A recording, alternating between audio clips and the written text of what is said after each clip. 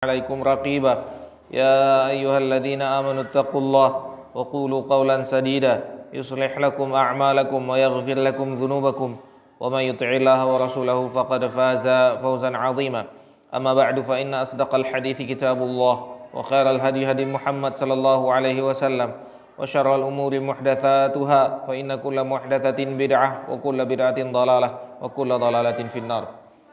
أيها الأخوات, a'azzani Allah wa iyyakum. Kita bersyukur kepada Allah Azza wa Jalla yang telah mengumpulkan kita pada kesempatan pagi hari ini di rumah Allah Subhanahu wa taala untuk belajar menuntut ilmu. Semoga Allah Subhanahu wa taala berikan kepada kita ilmu yang bermanfaat dan amal yang saleh. Pada kesempatan ini kita akan lanjutkan pembahasan kita di kitab Riyadhus Shalihin min hadithi Sayyidil Mursalin yang ditulis oleh Imam An-Nawawi rahimahullahu ta'ala rahmatan wasi'an. Sudah sampai ke pembahasan di bab yang kedua, bab taubah, bab mengenai taubat, dan sudah sampai kepada hadis yang ke-16. Siapa yang baca?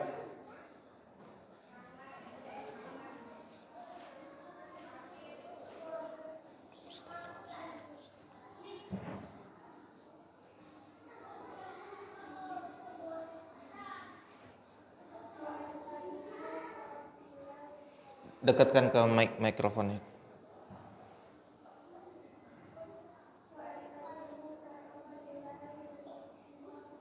Qais.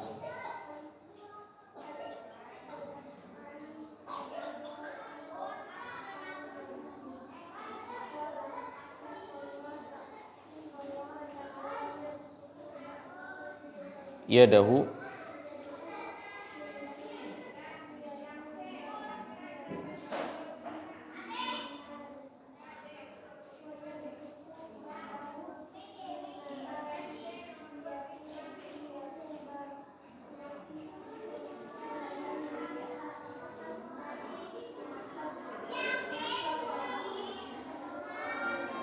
Taib.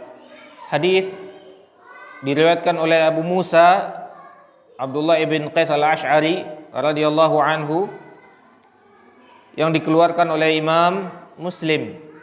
Rasulullah sallallahu alaihi wasallam mengatakan, "Innallaha ta'ala yabsutu yadahu bil-laili liyatuba musii'un nahar." Allah membentangkan tangannya.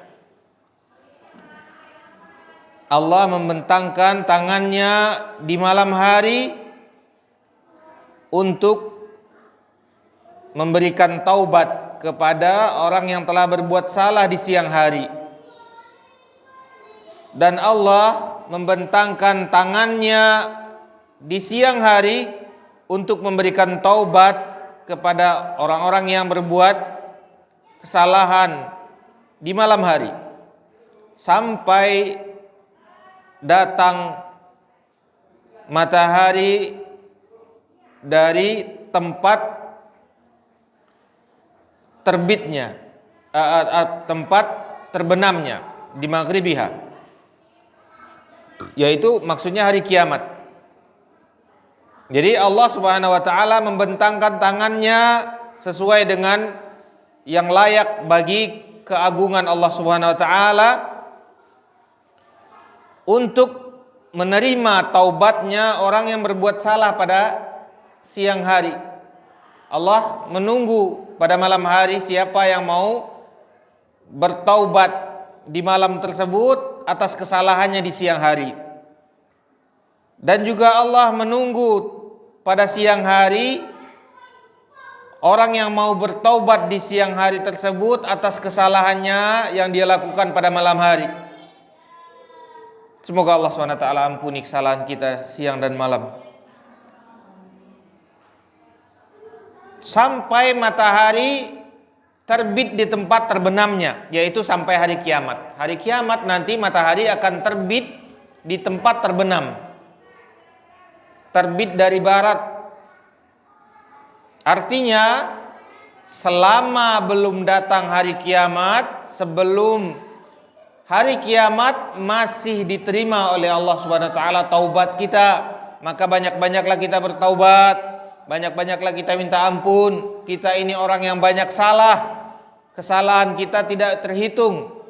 Nikmat-nikmat Allah sangat banyak kepada kita dan kesalahan kita sangat banyak, tidak terhitung. Maka hendaklah kita selalu menghisap diri kita, selalu mengingat-ingat kekurangan dan kesalahan kita, sehingga kita banyak-banyak bertaubat kepada Allah Subhanahu wa taala. Allah berfirman, ya ayyuhalladzina amanu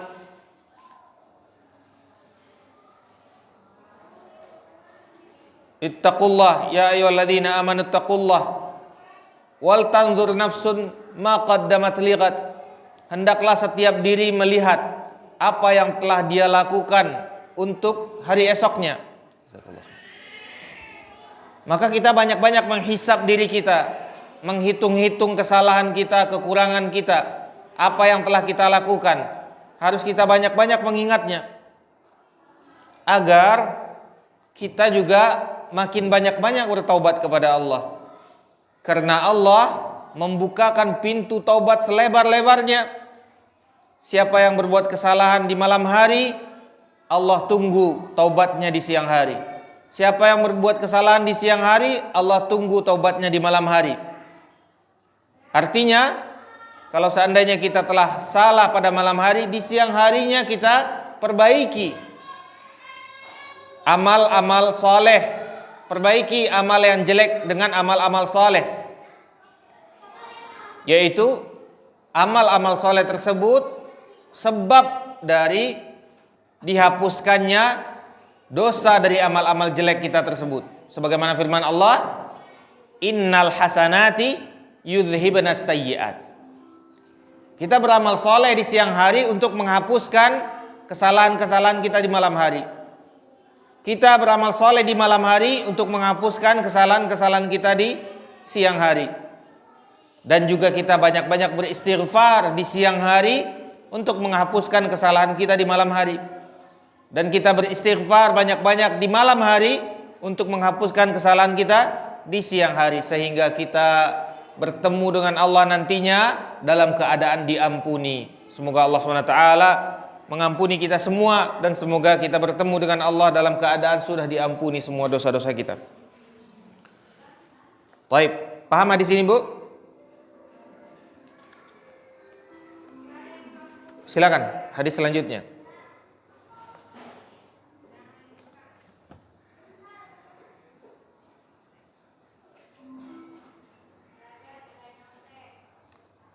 Suaranya dikeraskan sedikit.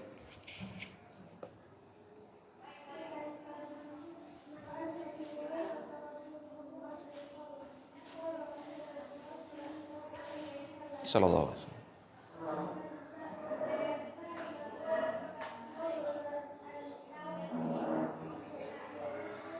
Yughargir.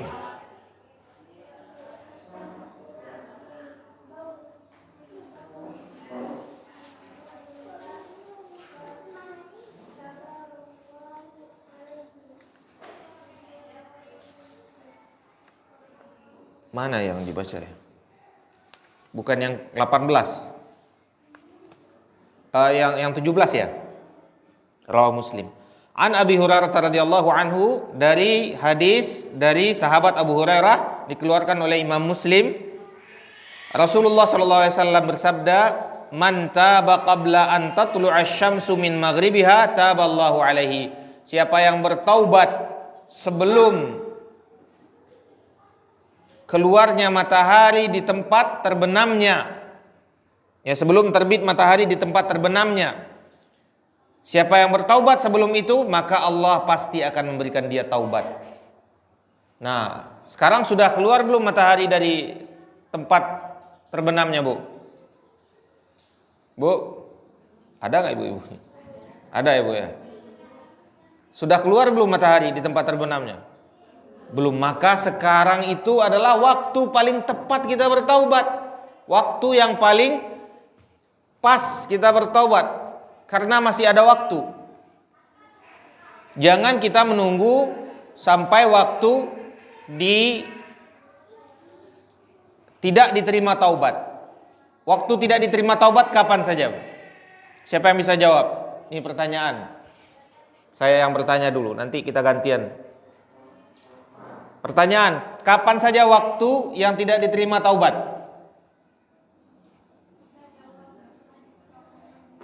Hah? Ketika nyawa sudah sampai di kerongkongan, sebagaimana Fir'aun ketika dia mengatakan amantu bi Rabbi Musa wa Harun, aku beriman kepada Tuhannya Musa dan Harun, maka Allah SWT tidak terima lagi karena nyawanya, nafasnya sudah sampai di kerongkongan. Yang kedua ini, kalau seandainya sudah keluar matahari di tempat terbitnya, yaitu datang hari kiamat, tidak diterima lagi.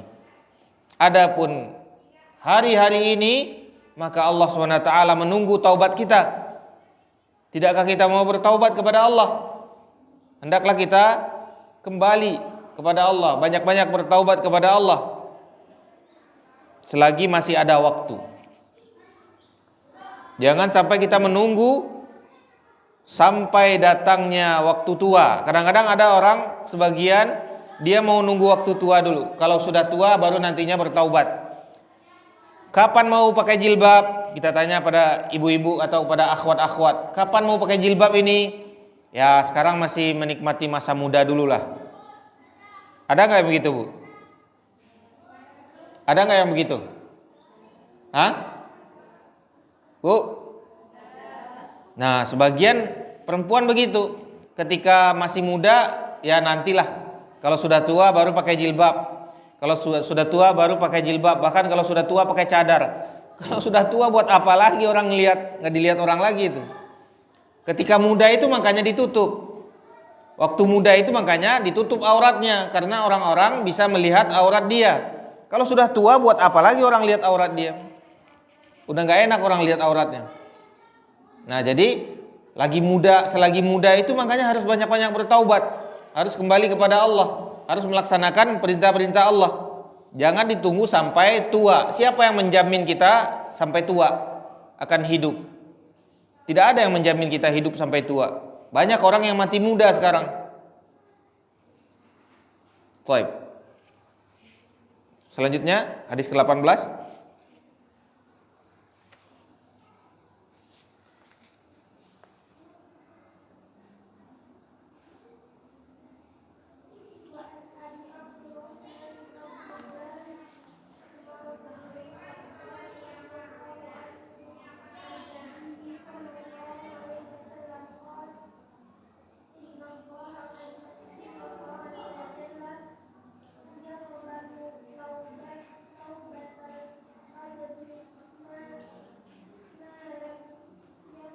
Yugharghir. Rawahu Tirmidzi. Hadis dari Abu Abdurrahman Abdullah bin Umar, anaknya Umar Ibnul Khattab radhiyallahu anhu, yang dikeluarkan oleh Imam Tirmidzi, derajatnya hasan. Nabi SAW bersabda, sesungguhnya Allah tetap akan menerima taubat seorang hamba selama belum sampai ghargharah. Ghargharah itu nafasnya sampai ke kerongkongan. Kalau sudah nafasnya sampai di kerongkongan, rohnya sudah sampai di kerongkongan, nyawanya sudah sampai di kerongkongan, artinya dia sedikit lagi mau mati, tidak ada lagi taubat. Maka tidak ada lagi taubat. Maka hendaklah kita banyak-banyak bertaubat kepada Allah. Siapa yang tahu umur? Tidak ada yang tahu umur. Siapa yang tahu kita akan hidup sampai tua? Tidak ada yang tahu.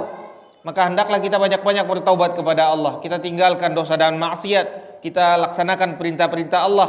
Dan kita banyak-banyak beristighfar dan minta ampun kepada Allah, sehingga kita dapat ghargharahnya itu ketika kita sampai ghargharah, yaitu sampai kepada sakratul maut, kita dalam keadaan sudah diampuni Allah Subhanahu wa taala. Semoga Allah ampuni kita semua.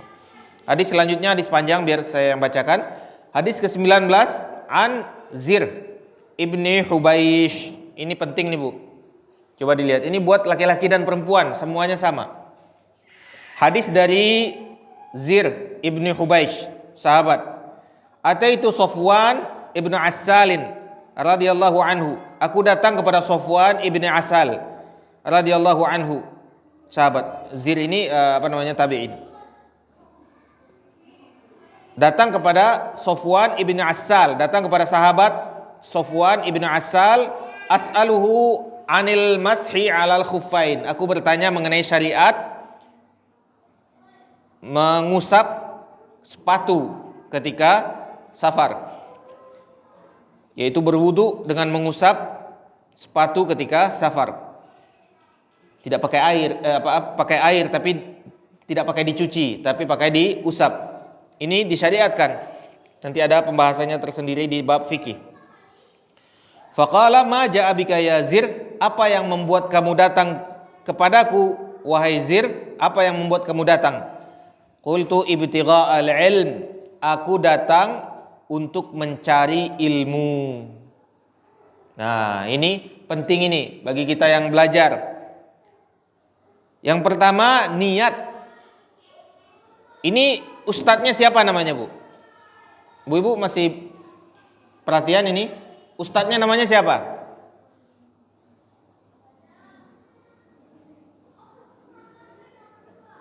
Siapa nama ustadznya di sini nih?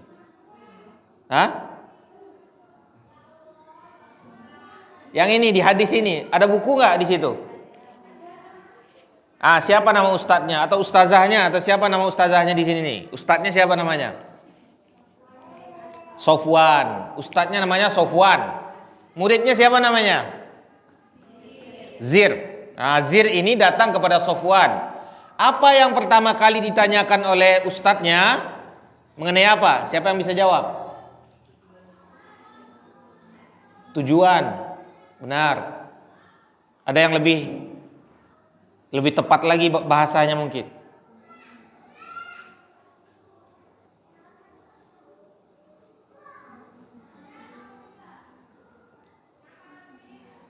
Apa? Apa yang ditanyakan?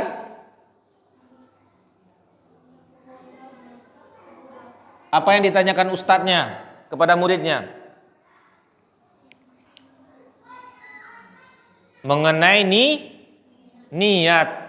Nah, ini paling penting ini. Niat ini harus diluruskan dulu, harus dibenarkan dulu, harus diperhatikan dulu sebelum kita belajar. Niat kita ini apa sebenarnya belajar ini? Apa mau rame-rame aja? Apa mau gendong anak, biasanya mengasuh anak, atau pengen keluar dari rumah aja, atau pengen kumpul-kumpul dengan teman. Macam-macam niat orang belajar ini. Tapi harus diluruskan dulu. Harus dipastikan dulu niatnya ini benar dulu. Nah, maka ibu-ibu, kita ini di sini niatnya harus kita benarkan. Ibu-ibu kan belajar ini, nuntut ilmu. Tapi bisa jadi sebagian ibu-ibu, bapak-bapak juga, tapi sebagian ibu-ibu kadang-kadang pergi keluar belajar itu kadang-kadang kita perhatikan ya, pingin kumpul-kumpul kadang-kadang. Ada nggak yang begitu, Bu? Ada nggak yang begitu? Bu, ada nggak yang begitu? Nah, mungkin nggak di sini, tempat lain, tapi sebagiannya begitu. Ada sebagiannya begitu. Ingin ngaji itu ingin kumpul-kumpul dengan teman, ingin seru-seruan, ingin dapat gosip-gosip terbaru misalnya, atau ingin senang di tempat ramai, ada banyak orang, atau apalagi biasanya, Bu, ingin main-main sama anak misalnya, atau udah bosan di rumah pengen keluar, atau nggak enakan misalnya disuruh kepala sekolah atau diajak sama teman. Nah, hal-hal begini nih harus diluruskan dulu. Kira-kira ini akhwat, ibu-ibu di sini niatnya apa nih belajar di sini? Itu harus diluruskan, harus kita luruskan. Kalau perlu setiap kali datang kita ulang-ulang niat kita ini harus kita perbaiki terus. Kita belajar ini untuk apa ini? Untuk mencari ilmu karena Allah, atau untuk kumpul-kumpul, atau untuk senang rame-rame? Nah, buktinya kalau kita sungguh-sungguh mau belajar, kita tidak peduli mau orang sedikit, mau orang banyak, kita nggak ada masalah. Yang penting kita belajar. Bawa buku, bawa pulpen, catatan. Nantinya diulang di rumah. Kalau seandainya ada hal-hal yang harus kita bahas, tanyakan. Nah, itu baru namanya belajar. Bukan cuma sekedar rame-rame, kumpul-kumpul.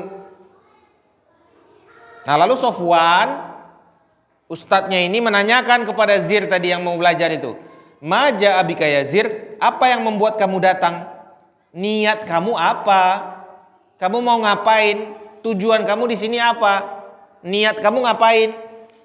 Apa jawabnya? Ibtigha al-ilm. Aku mengharapkan ilmu. Aku menginginkan ilmu. Aku ingin belajar.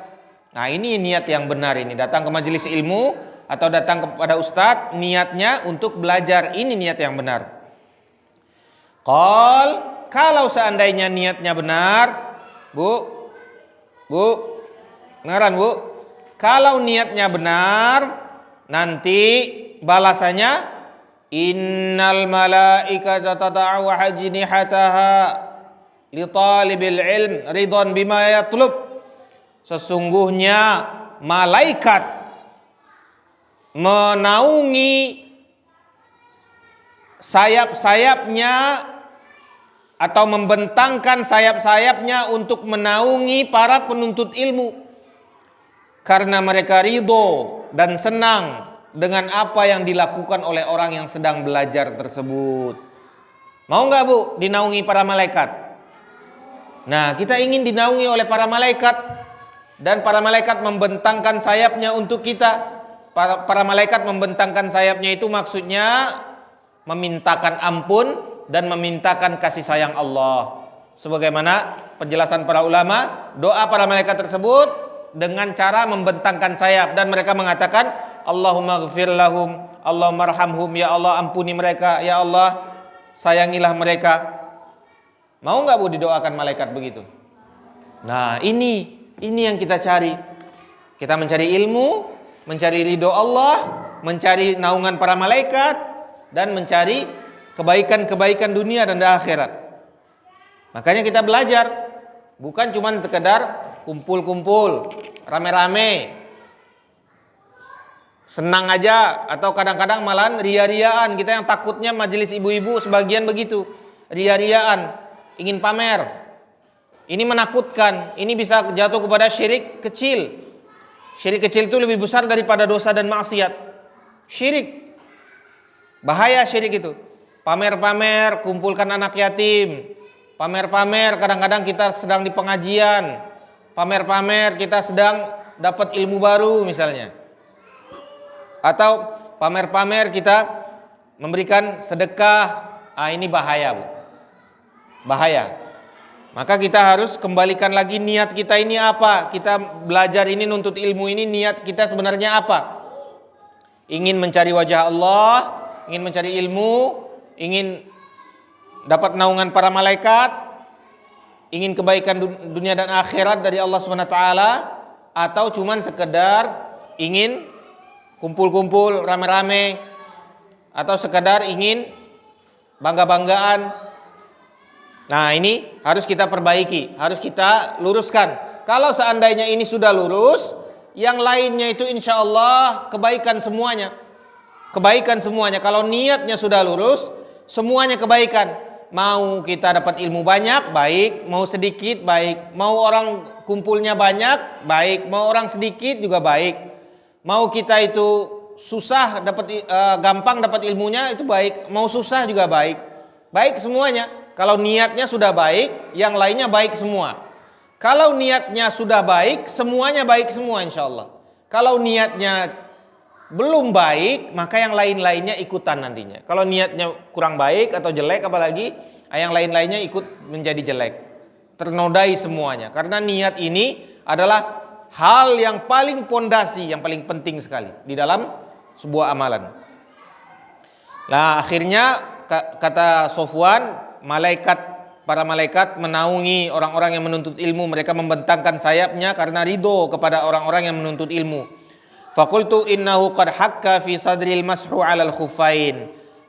Lalu Zir mengatakan, yaitu muridnya mengatakan kepada ustadznya, aku sesungguhnya sedang ragu mengenai mengusap sepatu ketika berwudu safar. Ini benar bukan dari Rasulullah? Ini syariat Islam bukan? Apakah ini syariat yang diperintahkan kepada kita mengusap sepatu ketika berwudu ketika safar? Paham gak ini maksudnya, Bu? Bu, paham gak maksudnya nih? Mengusap sepatu ini. Jadi ketika safar, orang-orang zaman dahulu mereka tidak berwudu. Mereka cuman mengusap sepatu. Karena sepatu orang Arab itu zaman dahulu itu sepatunya itu diikat, susah bukanya. Bukanya bisa 10 menit, setengah jam bisa. Saking kencangnya sepatunya. Namanya khuf. Makanya Allah memberikan kemudahan. Syariat Islam itu sangat mudah. Syariat itu sangat mudah, syariat Islam. Kalau seandainya susah kita buka sepatu, maka kita boleh mengusap di atas sepatu tersebut dan tidak mencuci kakinya dengan air. Zir ini ragu bagaimana mengenai kedudukan syariat mengusap di atas khuf tadi, di atas sepatu tadi. Saya ragu katanya. Wa kuntam ra'an min ashabin Nabi sallallahu alaihi wasallam, dan engkau wahai Safwan adalah sahabat Rasulullah. Aku ingin bertanya mengenai kedudukan syariat mengusap di atas sepatu tersebut.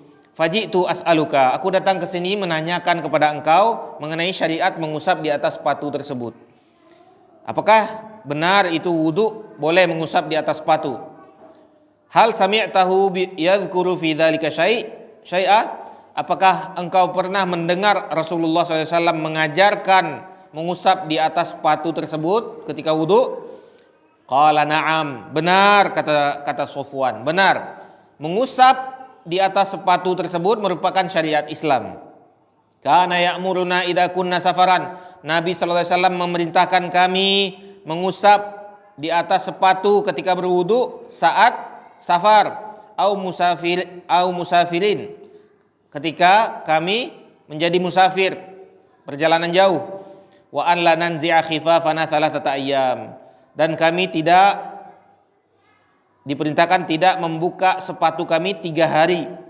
Karena zaman dahulu itu orang jalan itu harus pakai sepatu dan sepatu tinggi. Karena mereka jalan di padang pasir. Di padang pasir itu memang harus pakai khuf itu. Dan tidak boleh dibuka. Kalau dibuka itu bisa terbakar kakinya saking panasnya.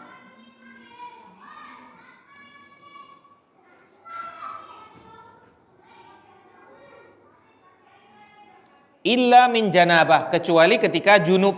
Ketika junub harus buka sepatunya, harus mandi. Ketika tidak junub tidak perlu buka sepatunya 3 hari, tidak apa-apa. Lakin min ghaitin wa baulin wa naumin, tetapi boleh ketika kita buang air besar boleh tidak buka sepatu. Buang air kecil boleh tidak buka sepatu. Ketika tidur boleh tidak buka sepatu. Tidak apa-apa berwudu tanpa buka sepatu. Faqultu hal sami'tahu yadhkuru fil hawa syai'? Apakah engkau mendengar hal yang disampaikan oleh Rasulullah SAW mengenai hawa? Qala na'am, kunna ma'a Rasulillah sallallahu alaihi wasallam fi safarin fa bainama nahnu indahu idh nadahu a'rabiyyun bi sautin lahu jahwari ya Muhammad fa ajabahu Rasulullah SAW nahwa min sautihi ha fa qultu lahu waihaka ighdud min sautika fa innaka 'indan nabi sallallahu alaihi wasallam wa qad nahaita an hadha fa qala wallahi la aghdud qala al-a'rabiyyu al-mar'u yuhibbul qauma wa lamma yalhaq bihim qala nabi sallallahu alaihi wasallam al-mar'u ma'a man ahab yaumal qiyamah. Apakah engkau mendengar Nabi SAW mengatakan sesuatu mengenai hawa, yaitu sesuatu yang diinginkan, sesuatu yang dicintai, sesuatu yang dicintai. Lalu kata Safwan, saya dengar hal mengenai yang dicintai. Qala kunna ma'an Rasulillah sallallahu alaihi wasallam fi safar. Kami dahulunya pergi bersafar bersama Rasulullah sallallahu alaihi wasallam. Dan ketika kami safar, datanglah seseorang dari Arab Badui, Arab pedalaman, lalu dia berteriak. Dia mengatakan, "Wahai Muhammad, wahai Muhammad." Nah, ini boleh nggak mengatakan begini, Bu? Tidak boleh, karena ini kurang sopan. Kepada Nabi SAW kita harus ada memuliakan beliau, harus ada perkataan-perkataan memuliakan. Tidak boleh kita panggil Muhammad, Muhammad, tidak boleh. Ini perkataan orang biasa. Kepada Nabi SAW kita harus mengagungkan. Tapi orang Arab Badui ini orang kampung, dia tidak paham, maka diberikan uzur. Lalu dia mengatakan, wahai Muhammad, wahai Muhammad. Fa'ajabahu Rasulullah SAW. Lalu Nabi SAW menjawab seperti perkataan dia. Lalu Nabi SAW mengatakan, kesini, kesini. Faqultu lahu, lalu aku mengatakan kepada orang tersebut, celaka engkau. Kenapa engkau berteriak di hadapan Rasulullah SAW? Rendahkan suaramu. Engkau berada di hadapan Nabi. Tidak boleh engkau meninggikan suara. Sebagaimana di firman Allah dalam surat Al-Hujurat, ya ayyuhalladzina amanu la tarfa'u aswatakum fawqa sautin nabi. Wahai orang-orang beriman, tidak pantaslah dan tidak bolehlah kalian mengangkat suara kalian lebih tinggi daripada suara Nabi. Ini tidak boleh. Tapi orang Arabi ini, orang Arab Badui ini, orang Arab pedalaman tidak paham maksudnya, tidak mengerti. Lalu diberikan uzur oleh Nabi SAW, tetap dijawab oleh Nabi SAW. Dia bertanya, kata orang Arabi tersebut, seseorang mencintai suatu kaum dan dia belum bersama kaum tersebut. Maksudnya siapa ini? Seseorang bersama suatu kaum dan dia belum bersama kaum tersebut. Seseorang mencintai suatu kaum, artinya orang Arab ini, orang Arab Badui ini, dia mencintai Rasulullah dan para sahabatnya, tapi dia belum berkumpul dengan Rasulullah dan para sahabatnya karena dia berada di pedalaman. Faqala Nabi SAW, al-mar'u ma'aman ahabba yaumal qiyamah. Seseorang itu akan bersama siapa yang dia cintai pada hari kiamat. Nah, ibu-ibu cinta nggak kepada Rasulullah? Cinta nggak kepada Rasulullah? Cinta kepada para sahabat Rasulullah? Insya Allah kita akan bersama Rasulullah dan para sahabatnya kalau kita mencintai Rasulullah dan para sahabatnya. Pada hari kiamat kita akan bersama mereka insya Allah.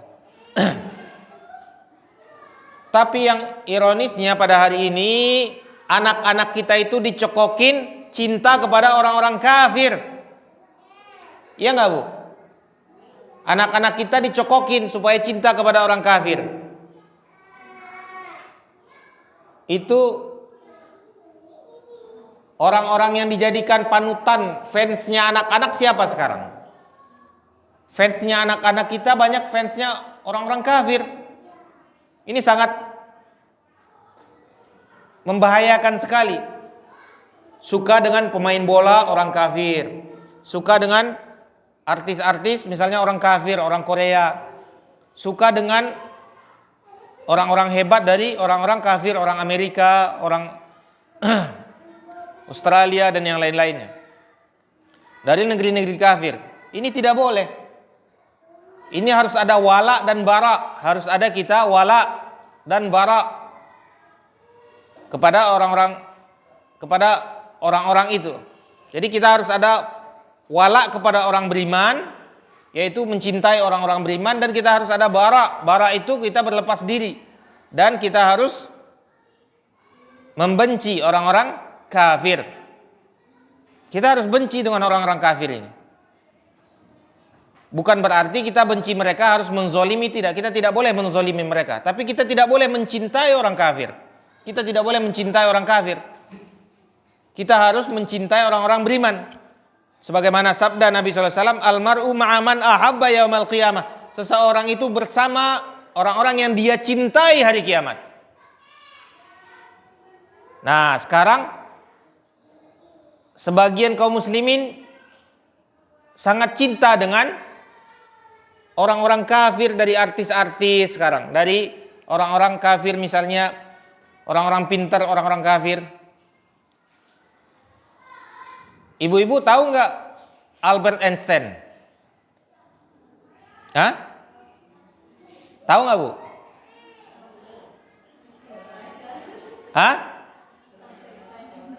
Tahu nggak siapa Albert Einstein?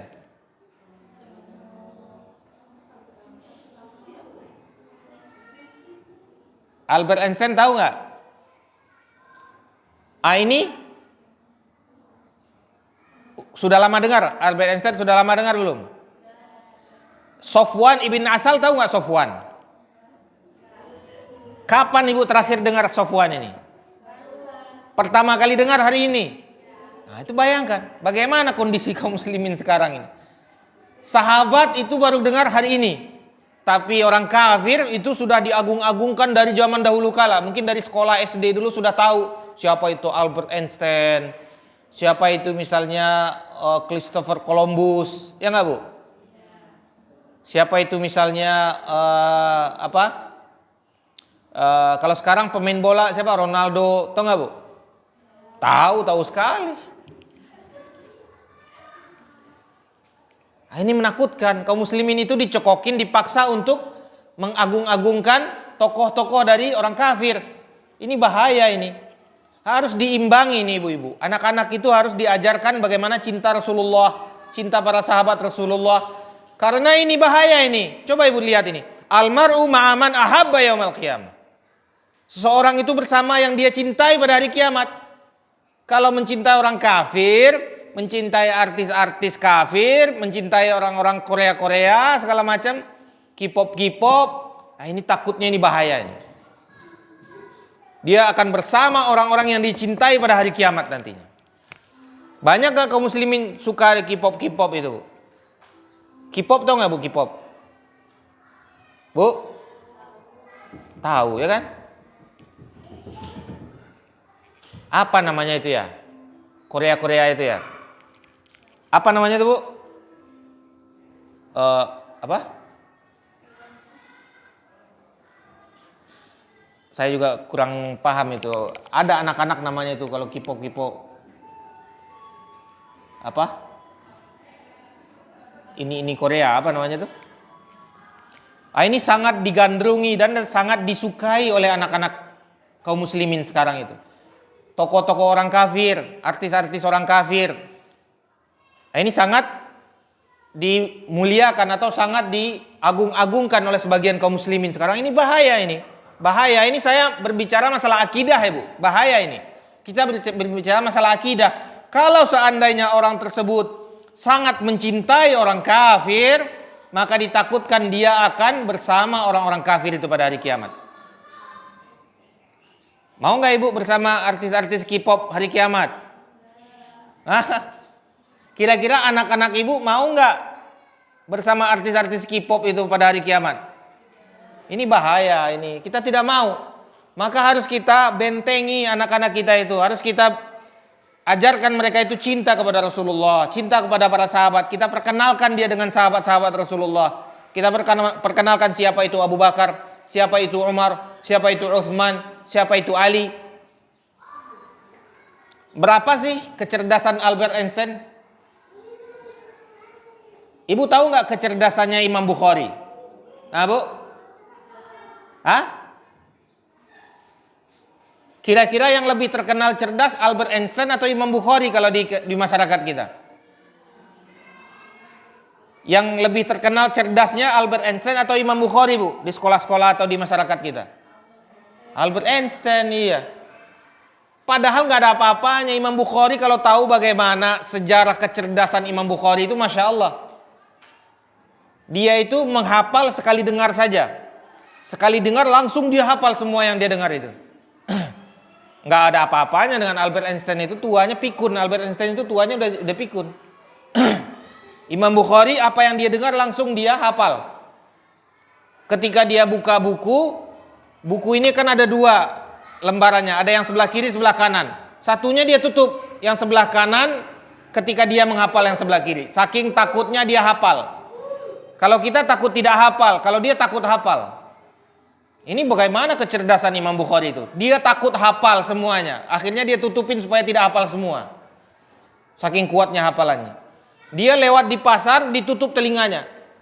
Kalau lewat di pasar, ditutup telinganya itu. Sebagian para ulama itu. Takut hafal apa yang dibicarakan orang di pasar itu. Saking takut hafalnya, dia ditutup telinganya. Itu saking cerdasnya. Bagaimana kecerdasan mereka itu para ulama itu? Tapi tidak diketahui oleh orang-orang sekarang sebagiannya. Sebagian kaum muslimin tidak tahu bagaimana kecerdasan para ulama itu. Dan mereka mengagung-agungkan kecerdasan orang-orang kafir. Neil Armstrong tahu Bu? Neil Armstrong. Siapa Neil Armstrong? Hah? Apa? Orang yang pertama kali ke bulan. Tapi kalau Sofwan ibn Asal baru hari ini dengarnya Ibu ya. Baru hari ini dengar siapa itu Sofwan ibn Asal. Ini harus kita perbaiki. Ini PR kita sama-sama Bu.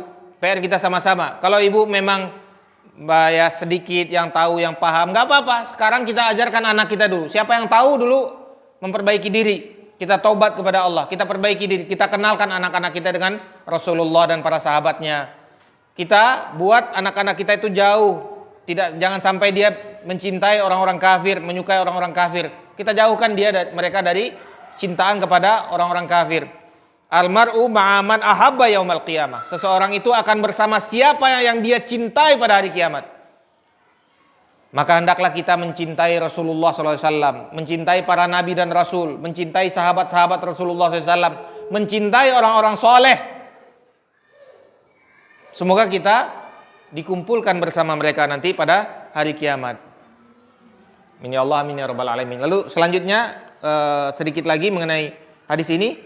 Wa dzakara baban minal maghribi masiratu ardin aw yasiru rakibu fi ardihi arba'ina aw sab'ina aman. Lalu Nabi SAW menjelaskan ada pintu yang akan terbuka nantinya. Ada pintu di arah terbenamnya matahari, luasnya atau lebar pintu tersebut 40 tahun perjalanan atau 70 tahun perjalanan. Qala Sufwan ahadur ruwat qibala syami khalaqahu Allah ta'ala yaumal khalaqas samawati wal arda maftuhan litaubah la yughlaqu hatta tatlu'u syamsu minhu. Pintu tersebut, pintu yang ada di arah terbenamnya matahari tersebut, luasnya 40 tahun perjalanan atau 70 tahun perjalanan. Pintu tersebut terbuka lebar hari ini sampai hari kiamat akan selalu terbuka lebar sampai nantinya matahari terbit dari tempat terbenamnya, yaitu terbit dari arah barat. Pintu tersebut adalah pintu taubat. Pintu taubat yang sangat luas sekali dibukakan oleh Allah SWT sampai hari kiamat. Pintu tersebut akan terbuka terus sampai nantinya matahari keluar dari arah barat, maka pintu itu akan ditutup oleh Allah SWT. Pintu tersebut adalah pintu taubat. Wallahu taala a'lam. Kita cukupkan sampai di sini. Sallallahu ala nabiyina Muhammad. Silakan ibu-ibu kalau ada pertanyaan.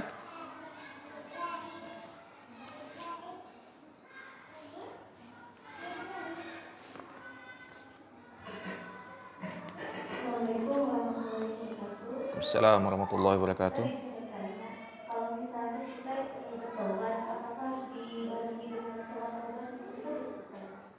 Baik, bismillahirrahmanirrahim. Alhamdulillahirabbil wassalatu wassalamu ala Rasulillah. Salat taubat khusus itu tidak ada, Bu. Salat taubat itu khusus, namanya salat taubat itu tidak ada. Tapi kalau ibu taubat dan ibu melaksanakan salat dengan taubatnya tersebut tidak apa-apa, tapi jangan dikhususkan. Karena mengkhususkan butuh dalil. Butuh dalil. Salat taubat itu harus ada dalil yang mengkhususkannya. Karena kita itu taubat setiap hari. Nabi SAW bertaubat 70 sampai 100 kali sehari. Mungkin nggak kira-kira kita sholat 70 sampai 100 kali sehari itu? Bertaubat itu kita banyak-banyak, bukan sekali aja. Tapi kalau memang kita ingin sholat dan ingin bertaubat itu di dalam sholat kita, nggak apa-apa. Tapi jangan dinamakan dengan nama khusus sholat taubat, karena itu ada syariatnya atau butuh kepada pendalilan. Dalil khusus. Nah, Rasulullah dan para sahabatnya tidak mengkhususkan sebuah sholat khusus untuk bertaubat. Tidak ada. Tidak ada para sahabat diperintahkan oleh Nabi SAW kalau kalian bertaubat, sholat 2 rakaat. Tidak ada. Jadi para sahabat itu bertaubat. Banyak-banyak bertaubat. Dan mereka tidak melaksanakan sholat 2 rakaat khusus. Tapi bagi yang ingin sholat ketika taubatnya biar lebih khusyuk segala macam nggak apa-apa, tidak ada masalah. Sholatnya namanya sholat mutlak saja. Boleh kita sholat kapan saja, sholat mutlak namanya. Boleh kita sholat kapan saja kecuali di waktu yang 3, yaitu pertama kali setelah sholat subuh tidak boleh. Ketika matahari di atas kepala tepat tidak boleh.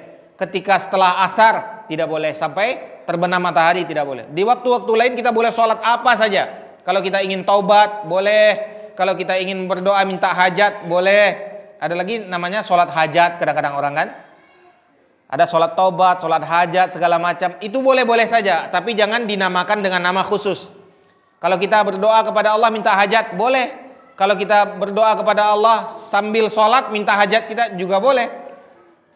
Gak apa-apa.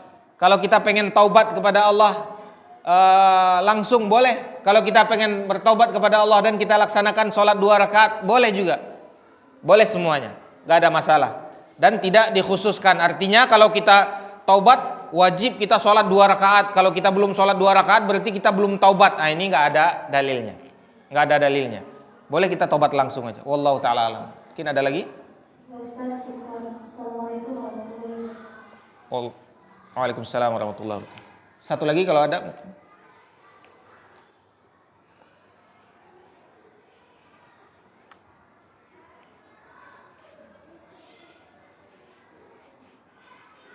Fadhal.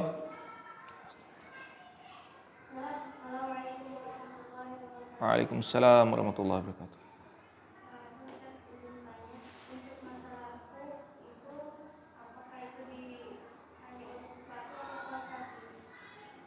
Baik.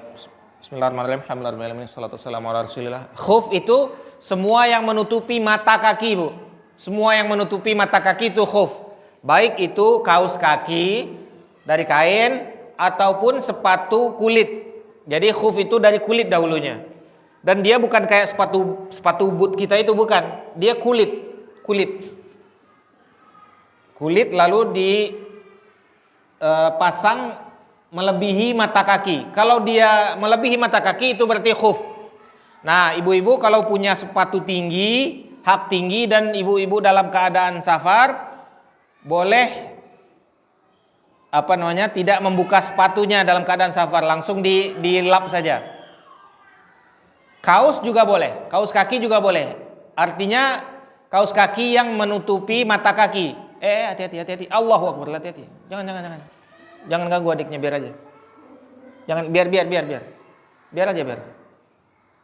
Muhammad, biar aja, biar adik. Biar main adik. Ya, kita ulangi, kita lanjutkan. Jadi semua pakaian atau semua sepatu atau semua yang dipakai di kaki menutupi mata kaki itu namanya khuf. Boleh itu berbentuk kain seperti kaos kaki, atau berbentuk kulit seperti khuf, boleh. Semua yang dipakai menutupi mata kaki itu namanya khuf. Kalau seandainya kita pakai kaos kaki, lalu setelah kaos kaki kita pakai sepatu dan kita ingin mengusap di atas sepatu tersebut, maka kita buka sepatunya dulu. Yang kita usap kaos kakinya. Adapun sepatu yang di bawah mata kaki ini tidak bisa dipakai untuk mengusap karena dia di bawah mata kaki. Sepatu yang di bawah mata kaki ini tidak bisa dipakai untuk mengusap karena dia di bawah mata kaki. Kalau ingin mengusap di atas kaos kaki, karena itu menutupi mata kaki, maka kaos kaki tersebut termasuk khuf walaupun dia dari kain.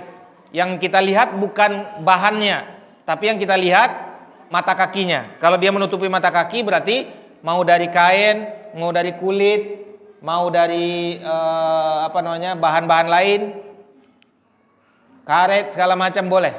Yang penting dia menutupi mata kaki. Wallahu taala alam. Jazakumullah khair. Sallallahu ala nabiyina Muhammad. Kita cukupkan sampai di sini. Wassallallahu ala nabiyina Muhammad wa ala alihi wasallam. Subhanakallahumma wa bihamdik, asyhadu an la ilaha illa anta, astaghfiruka wa atubu ilaik. Assalamualaikum warahmatullahi wabarakatuh.